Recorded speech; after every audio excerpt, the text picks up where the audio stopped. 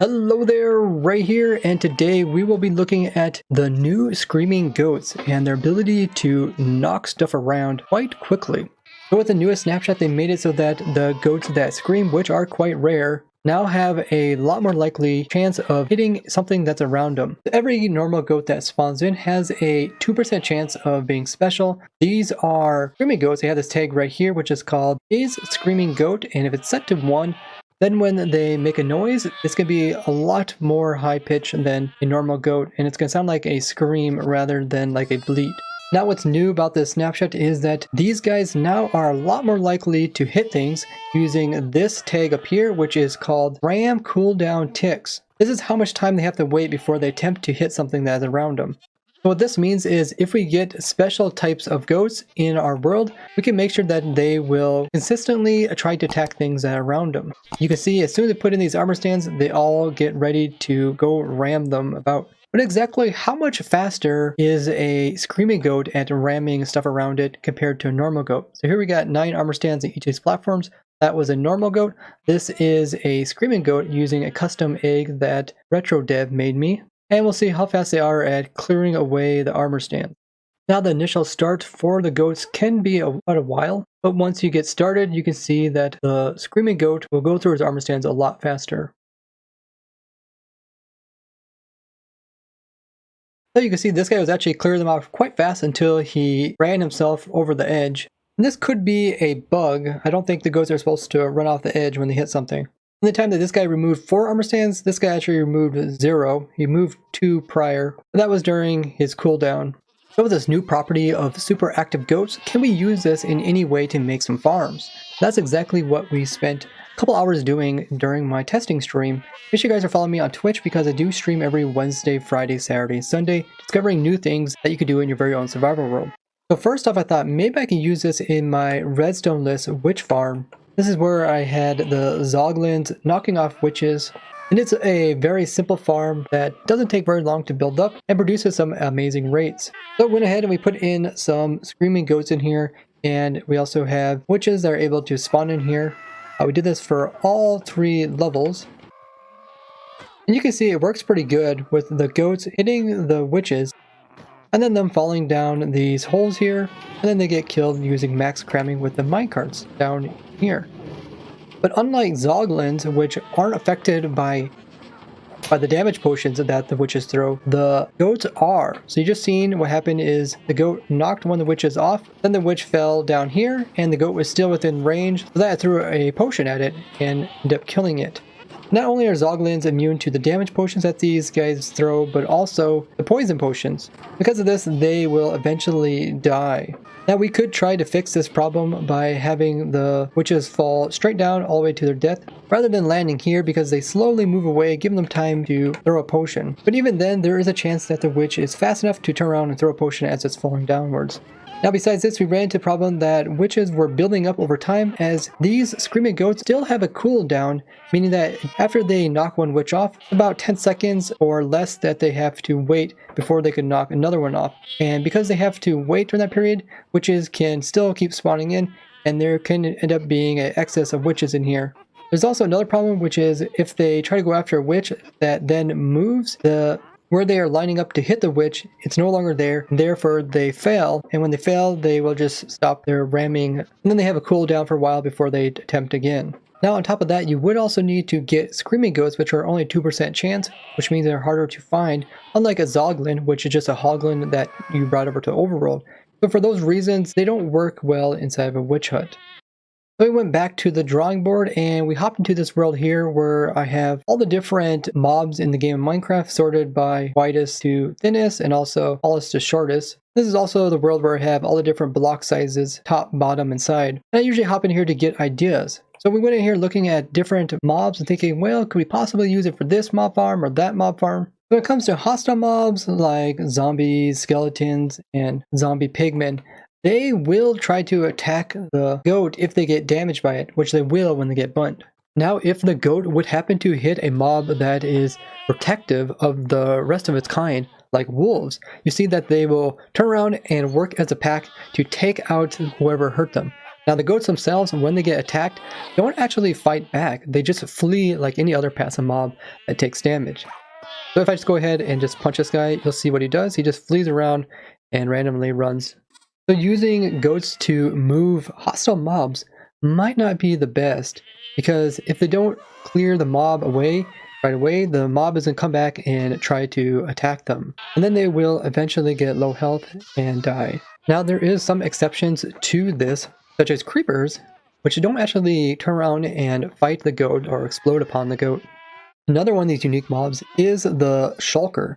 You can see these goats are trying to hit it, but the problem is they aren't actually doing any damage to it. Instead, they are just running up against it and hitting it. So if I remove the shulker, they are going to kind of get pushed right through it because they're still pushing on it. And there's also this weird thing with shulkers. When they open up, they can actually lift up mobs near them. You can see the goat is being lifted up a little bit off the ground. It's kind of weird, but they actually fixed this problem to do with the player in this occurring, but apparently it still works with some mobs. But the general problem with trying to have the goats knock hostile mobs away is that hostile mobs spawn into the game really quickly. And by having a lot of spawning space around the player, you can make extremely fast farms like I've shown in the past. So if we were to use it on one of these mobs, it would have to be a mob that spawns in quite slow. And that's why I tried it initially with a witch farm, because where they spawn inside the witch hut is a fairly small area, in hopes that they could keep up with the mob spawns. But even with such a small area as the witch hut, they still couldn't keep up, knocking them off the platform. And one mob that does spawn in fairly slowly is the ghast mob. Now with a ghast, we notice that the guys don't actually attack them. It might have to do because they are so big that they just don't even attempt to attack them, or they're not close enough to the ground to think that they can go after them. They will go through the motions like they want to ram something. Typically, if their head goes straight up really high in air, or if their head goes way low, those are signs they're about to do a ram. And every time they do one of these, they fail, and then they just reset and attempt to do it all over again. I don't think it'd be too effective towards a ghast anyways, because they would probably not move them very far. And unlike the Zoglins, which are pretty aggressive and do a lot of damage, these guys don't do as much, and they mostly just use to move the mobs about. Now we also try to have the goats attack the dragon itself. I have a command that just keeps teleporting him right over there. Problem is he has such a large collision, when the goats try to attack him, they end up just getting within his area where he damages them. And even if you stick him over here, you can see he has pretty big collision area and he just shoves them away. Now we also put in some invulnerable goats, so goats that can't actually take any damage. You can see they are trying to get over there, but they're unable to even get close. We also had goats try to go after withers, but the problem is they only attack things that they can see the little red line with. So you can see they're attacking these endermen because they can see the line of sight. And the enderman, of course, will come back after them and kill them quite easily. But because we have this wither encased, he can't see them and they can't see him. Therefore, they don't attack each other. But if we release the wither, we got one right over here. And let's let him out. We do have a couple of invulnerable goats in here. But we also made the ceiling low so the wither can't just fly up and escape the whole area. You can see they will hit the wither, but the wither is not going to attack them because they have the invulnerability tag. So this isn't typical to your survival world. Now for the other hostile mobs in the game, there's just other ways to move them and kill them that are more effective than waiting for a goat to bump them off. The only benefit to using a goat would be that it would be maybe a redstone-less method, or maybe a more simpler method. Speed is definitely not it. If you take a look at the water creatures and the water ambients, they both spawn into the game fairly quickly as well. Even though they have low spawn numbers, if you put in a lot of spawning space, you will get large numbers of them to spawn in. Now passive mobs might be the only area that using goats would be successful, as passive mobs only spawn in every 20 seconds. They also have a fairly low mob cap, but just like the water mobs, they can spawn in a lot larger numbers if you have plenty of room for them to spawn in. And if you see my passive mob farms from the past, you know that I make them usually quite large for efficiency. And the smaller ones I make are typically easy to clear off the platform just by using water. Now the goats will go after mobs up to 16 blocks away, but it takes time for them to not only remove their cooldown, but also they need enough room to actually ram the mob. We did this test here where we had a goat, we had 5 blocks, and we had an armor stand. And this was about the smallest distance where he could notice a mob, also get enough room to back up and then ram it.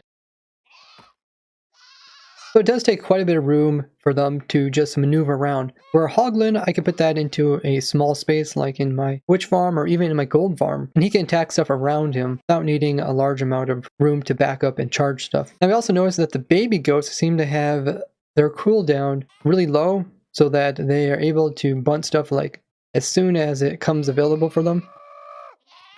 But they can't really knock stuff back as far as the adults, but it's pretty cool. You can get some easy results. Now, another thing we noticed during our testing is that they won't attack something that doesn't have blocks underneath of it. So like this armor stand here, you can see even though it's partly inside this block, the center of it is actually hanging over top of the air, so they won't attack this.